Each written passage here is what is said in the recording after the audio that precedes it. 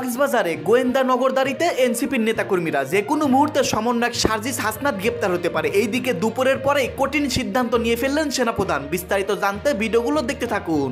এই মুহূর্তে গোয়েন্দা নজরদারিতে আছেন এনসিপির 5 জন কেন্দ্রীয় নেতা হাসনাত আব্দুল্লাহ, সার্জিস, নাসির পাটোয়ারি, তাসনিম জারা এবং তার স্বামী খালিদ সাইফুল্লাহ। রাজনীতির মাঠে নেমে তারা যে একের পর এক বোকামির পরিচয় দিচ্ছে, একের পর এক হাস্যরসের পাত্র হয়ে উঠছে, তাই এই গতকালকে থেকে আজকে পর্যন্ত একদম হারে হারে প্রমাণিত।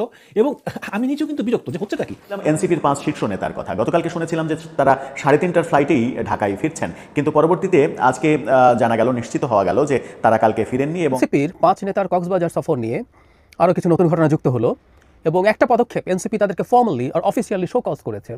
আসসালামু আলাইকুম সম্মানিত দর্শক, আজকের ভিডিওটি অত্যন্ত গুরুত্বপূর্ণ, অনেক স্পেশাল। ভিডিওটি আপনারা সম্পূর্ণ দেখবেন। সম্মানিত দর্শক শ্রোতা, এনসিপির নেতাকর্মীরা এবং সমন্বয়ক সার্জিস হাসনাত, তাসনিম জারা সহ তারা গোয়েন্দা নজরদারিতে রয়েছে। অবশেষে তারা কঠিনভাবে ফেসে গেছেন কক্সবাজারে গিয়ে। প্রিয় দর্শক, আজকের এই ভিডিওটি দেখলে বিস্তারিত বুঝতে পারবেন এই এনসিপির এই নেতাকর্মীর জন্য এনসিপির দল কিভাবে ধ্বংস হতে চলেছে এবং গোয়েন্দা সংস্থা তাদের বিষয়ে কি কি চাঞ্চল্যকর তথ্য বের করেছে। প্রিয় দর্শক, আজকের এই ভিডিওটি দেখলেই আপনারা সমস্ত কিছু বুঝতে পারবেন এবং জানতে পারবেন। তো দর্শক, বেশি কথা না বাড়িয়ে আমরা মূল ভিডিওতে চলে যাই। আপনারা মনোযোগ সহকারে বিস্তারিত ভিডিওগুলো সম্পূর্ণ দেখতে থাকুন। জাতি হিসেবে আসলে আমাদের আর কাজ নাই, আমাদেরকে চিন্তা করতে হবে আমাদের এনসিপির নেতারা কোথায় যাচ্ছেন, কোথায় খাচ্ছেন, কার সাথে দেখা করছেন, কারণ তাদের উপর এই মুহূর্তে দেশের অনেক কিছু হয়তোবা নির্ভর করছে। কিন্তু দায়িত্বশীল এই মানুষগুলোর অদায়িত্বপূর্ণ ও পেশাদারিত্বপূর্ণ আচরণ নিয়ে মানুষের মধ্যে জল্পনা কল্পনার যেমন সৃষ্টি হয়েছে, তেমনি টেনশন দেখা দিয়েছে খোদ প্রশাসনের ভেতরেও। দৈনিক যুগান্তরের করা এক প্রতিবেদন বলছে যে এই মুহূর্তে গোয়েন্দা নজরদারিতে আছেন এনসিপির 5 জন কেন্দ্রীয় নেতা হাসনাত আব্দুল্লাহ, সার্জিস, নাসির পাটোয়ারি, তাসনিম জারা এবং তার স্বামী খালিদ সাইফুল্লাহ। পরিস্থিতি এমন পর্যায়ে পৌঁছেছে যে ডিজিএফআই সেনাবাহিনীর যে গোয়েন্দা সংস্থা এবং এনএসআই সহ একাধিক গোয়েন্দা সংস্থার সদস্যরা গত 2 দিন ধরে নেতাদের প্রতিটি গতিবিধির উপর নজর রাখছেন।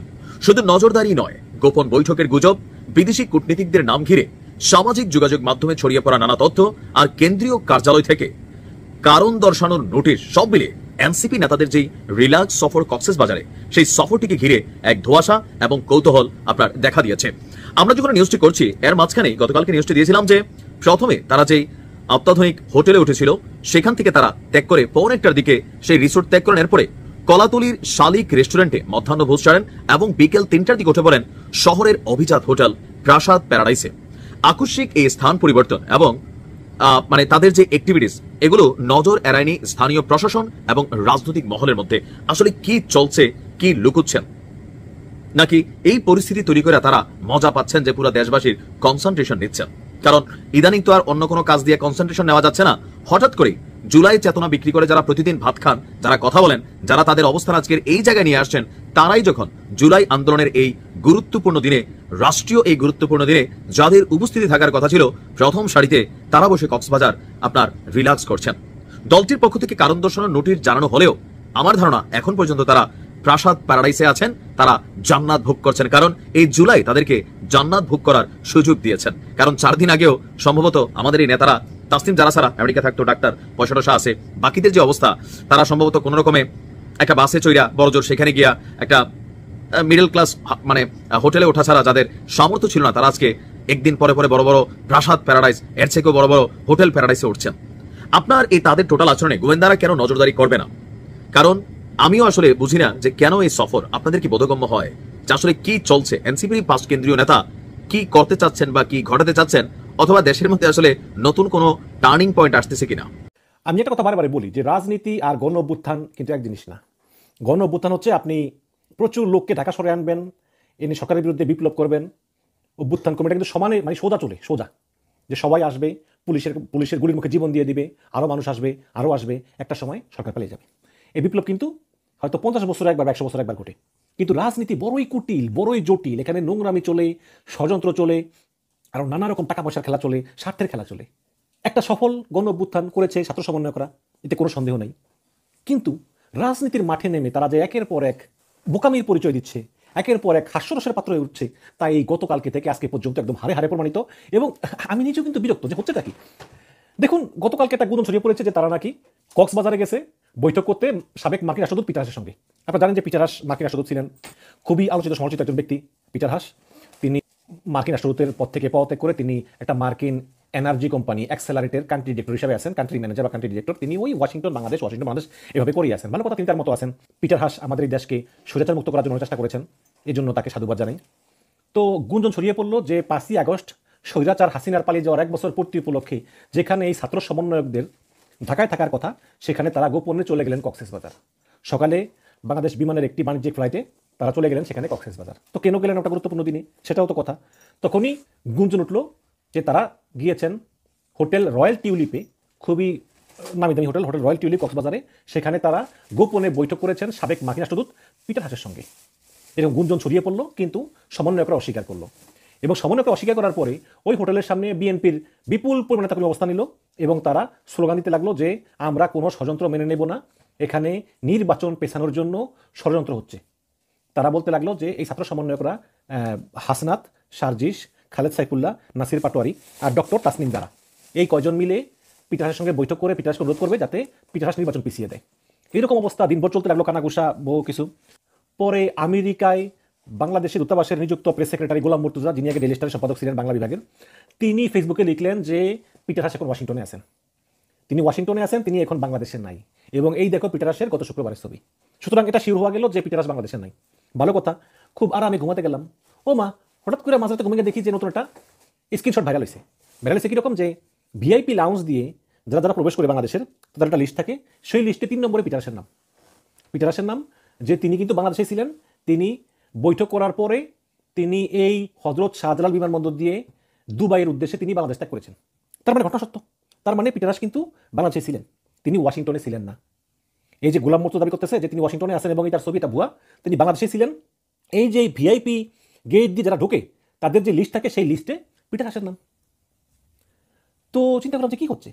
সকালে উঠে দেখি আবার যে ফ্যাক্ট চেকার ডিজনি ল্যাব, তারা বলেছে যে এই শীতটা আসলে ভুয়া, এটা একজন তৈরি করছে, এটা ভুয়া, আসলে পিটার হাস ওয়াশিংটনে নাই। মানে এইরকম করে মানে আসলে ওই যে মানে অনেকে বলে না যে পৃথিবীর একটা রঙ্গমঞ্চ আর বাংলাদেশ হচ্ছে তার সদর দপ্তর। এই হচ্ছে কি অবস্থা। মানে আমরা গুজব এত ভালোবাসি, এত পছন্দ করি রে ভাই, যে যত বেশি গুজব ছড়ায় তার তত বেশি ভিউ, তত বেশি সাবস্ক্রাইবার।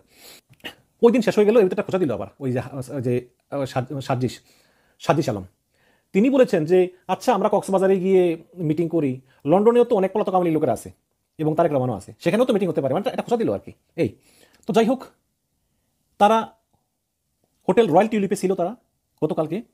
আজকে হঠাৎ তারা দুপুর 1টার দিকে তারা হঠাৎ হোটেল রয়্যাল টিউলিপ ত্যাগ করে পিছনের দরজা দিয়ে ঢুকে, পিছনের দরজা দিয়ে তারা বাইরে যায়। এরপরে ছাত্র সমন্বয়করা তারা কলাতলির শালিক রেস্টুরেন্টে মধ্যাহ্নভোজ করার পরে বিকাল 3টার দিকে উঠে পড়ে আরেকটা উজাত হোটেলের নাম হচ্ছে প্রাসাদ প্যারাডাইস। এবং গোয়েন্দা সংস্থা কিন্তু আগে থেকে এই মানে পুরো হোটেল ঘিরে রাখছে এবং হোটেলের সামনে একাধিক গোয়েন্দা আছে। আগে যে হোটেলে ছিল সেই হোটেলে একাধিক গোয়েন্দা ছিল, নিজের নিরাপত্তা দায়িত্বে থাকা প্রচুর সাদা পোশাকে প্রচুর পুলিশ ছিল। এই হোটেলেও সাদা পোশাকে পুলিশ আছে।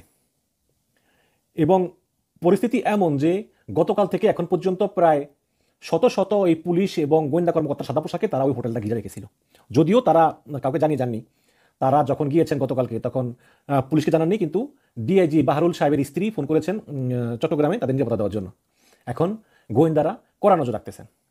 আপনারা জানেন যে অলরেডি এনসিপির কেন্দ্রীয় কার্যালয় থেকে তাদেরকে একটা কারণ দর্শানোর নোটিশ জারি করা হয়েছে যে তোমরা কেন 5ই আগস্টের মতো গুরুত্বপূর্ণ দিনে কোনো দলকে না জানিয়ে তোমরা কেন এই কক্সবাজারে গেলা। দর্শক, আমার মনে কি জানেন, আমার মনে হয় যে এই নাহিদের আসলে এই দলের প্রতি পুরোপুরি কন্ট্রোল নাই এবং এই এনসিপির এদেরকে আমরা খুব পছন্দ করি, কিন্তু কারণ এদের আত্মত্যাগের কারণে কিন্তু হাসিনা পালিয়ে যেতে বাধ্য হয়েছে। কিন্তু এদের একের পর এক হাস্যকর কার্যকলাপ, বালখিল্য কার্যকলাপ এদের কিন্তু হাস্যকর করে তোলে।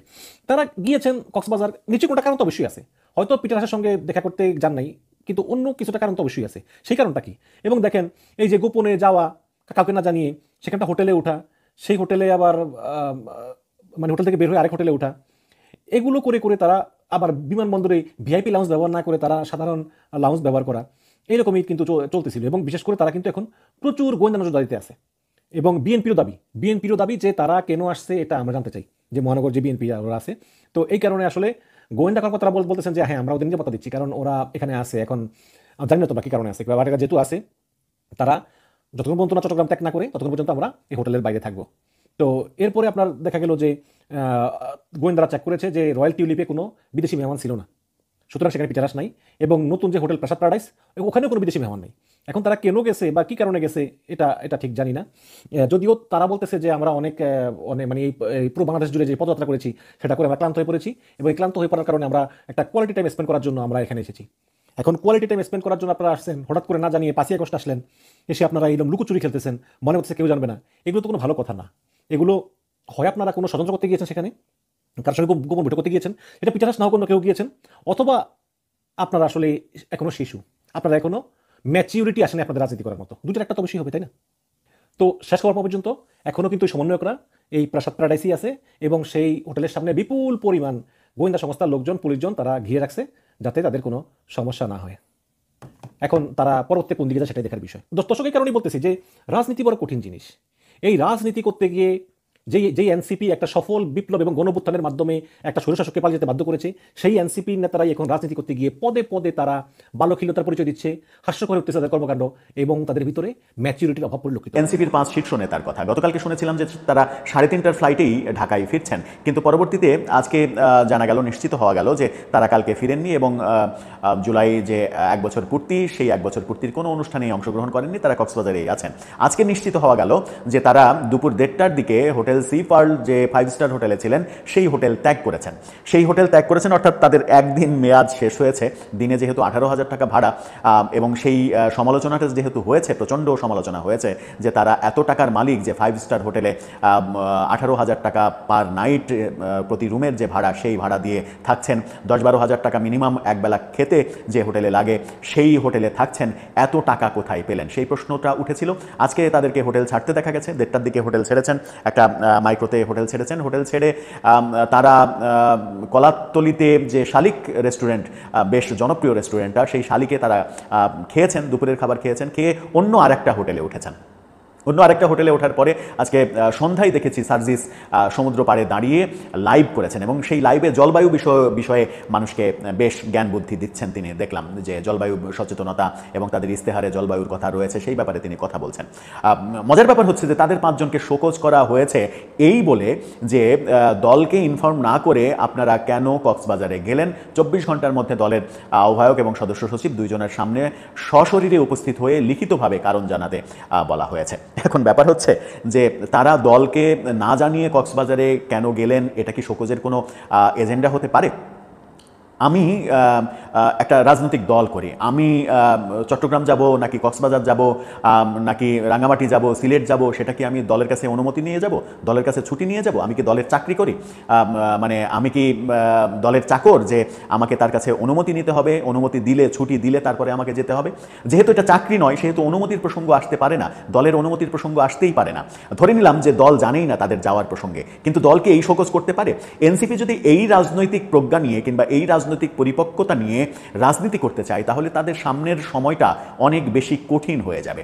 তাদের যে রাজনৈতিক যারা উপদেষ্টা, তারা কি এই ব্যাপারগুলোতে দেখভাল করছেন না যে এই ব্যাপারে শোকজ দেয়া যায় না, শোকজ দিলে সেটা আবার নতুন করে সমালোচনার জন্ম নেবে, কারণ তারা দলে চাকরি করে না, দলকে জানিয়ে তারা যেতে বাধ্য না। একটা কারণ ঢাকতে অন্য কারণ এনে সেই কারণটা নিয়ে বিতর্ক তৈরি করা, দলের বুদ্ধিমত্তার বিষয়ে প্রশ্ন জাগানো, ব্যাপারটা কি সমীচীন হচ্ছে? আমার মনে হয় যে সমীচীন হচ্ছে না। কারণ যে ব্যাপারটা ঢাকার চেষ্টা করছে এনসিপি, যে কক্সবাজারে কোনো একটা জরুরি বৈঠকে পিটার হাস কিংবা অন্য কোনো বৈঠকে, অনেকে তো মজা করে এটাও বলছেন যে পিটার হাসের সঙ্গে বৈঠক করতে যদি না যান তাহলে কি আরাকান আর্মির সঙ্গে বৈঠক করতে গিয়েছেন উখিয়াতে তারা, সেই মজাও তারা অনেকে সামাজিক যোগাযোগ মাধ্যমে করছেন। কিন্তু সেগুলো তো তাদের যারা বিরোধী পক্ষ তারা তাদের মতো করে কথা বলবে, সেটা নিয়ে আমরা আলোচনা করতে চাই না। কিন্তু এনসিপির যে এই অপরিপক্ক রাজনীতি, এই অপরিপক্ক রাজনীতি থেকে তাদেরকে বের হয়ে আসতে হবে। কারণ এই অপরিপক্ক রাজনীতি করার ফলে যেটা হবে সেটা হচ্ছে যে সামনের দিনে তাদের রাজনৈতিক অভিযাত্রা, যে আকাশকুসুম কল্পনা করে তারা রাজনীতির মাঠে অগ্রসর হতে চাইছে, সেটা আমার মনে হয় যে বাধাগ্রস্ত হবে। এনসিপি যদি মূল ঘটনাটাকে আড়াল করতে চায়, এটা তো হতেই পারে না যে 5 আগস্ট যেখানে বর্ষপূর্তি হচ্ছে, জুলাই আন্দোলনের বর্ষপূর্তি, সেই বর্ষপূর্তির অনুষ্ঠানের মূল স্টেক হোল্ডার যারা, বৈষম্যবিরোধী আন্দোলনের সম্মুখ সারির নেতা যারা, সেই সম্মুখ সারির নেতা সার্জিস, হাসনাত, পাটোয়ারি, তারা তো সম্মুখ সারির নেতা। এর বাদ দিয়ে ওদেরকে 5 জনকে বাদ দিলে আর থাকে অবশিষ্ট কারা? নাহিদ ইসলাম, আক্তার, হান্নান মাসুদ, এই 3 জন ছাড়া তো আর কেউ সম্মুখ সারির নেতা থাকে না। তাহলে বেশিরভাগ অংশই কক্সবাজারে চলে গেল এবং সেই দিন অনুষ্ঠানে উপস্থিত না থেকে কক্সবাজারে চলে গেল। সেই ব্যাপারটাকে ঢাকতে কেন অনুমতি না নিয়ে কক্সবাজারে গেলেন সেটা নিয়ে শোকজ করা আমার মনে হয় যে রাজনৈতিক অপরিপক্বতার পরিচয়। এবং তারা আজকেও ফিরেননি। প্রিয় দর্শক, আশা করতেছি বিস্তারিত ভিডিওগুলো আপনারা সম্পূর্ণ মনোযোগ সহকারে শুনেছেন এবং দেখেছেন। প্রিয় দর্শক, তারা কক্সবাজারে গিয়েছেন। কক্সবাজার যে এমন কি কাণ্ড ঘটাচ্ছে, এই জুলাই ঘোষণাপত্রের জন্য তারা এত কিছু করলো, এই জুলাই ঘোষণাপত্র বাদ দিয়ে তারা কক্সবাজার কেন গেলেন? তাছাড়া এনসিপির পক্ষ থেকে তাদেরকে নোটিশ করা হয়েছে, তারা তাও নোটিশও উপেক্ষা করে দিয়েছে, তারা আসেনি। প্রিয় দর্শক, তো আসলে তারা কক্সবাজার কেন গিয়েছেন? ইতিমধ্যেই সরকারের পক্ষ থেকে গোয়েন্দা সংস্থা তাদের নজরদারিতে রেখেছেন। দর্শক শ্রোতা, তারা কঠিনভাবে ফেসে গেছেন। এই ফাঁসা থেকে তারা সহজেই রক্ষা পাবে না, এমনটাই মনে করতেছেন রাজনৈতিক বিশ্লেষকরা। প্রিয় দর্শক, বর্তমান দেশের পরিস্থিতি বেশ একটা ভালো না, আপনারা সকলেই জানেন। সেনাপ্রধানও ডক্টর ইউনূসকে নিয়ে কঠিন মন্তব্য করতেছে। যাই হোক দর্শক, আজকের এই ভিডিও সম্পর্কে আপনাদের কি মনে হচ্ছে? দর্শক, আমাদের দেশে কি হবে সামনে? আপনাদের যা মনে হয়, আপনাদের মূল্যবান মন্তব্য ভিডিও কমেন্টে অবশ্যই লিখে জানিয়ে দিবেন। প্রিয় দর্শক, ভিডিওটি এখানে শেষ করছি। দেখা হচ্ছে খুব শীঘ্রই নতুন আপডেট নিউজ নিয়ে। ভিডিওটি সম্পূর্ণ আকারে দেখার জন্য আপনাদের সবাইকে অসংখ্য ধন্যবাদ।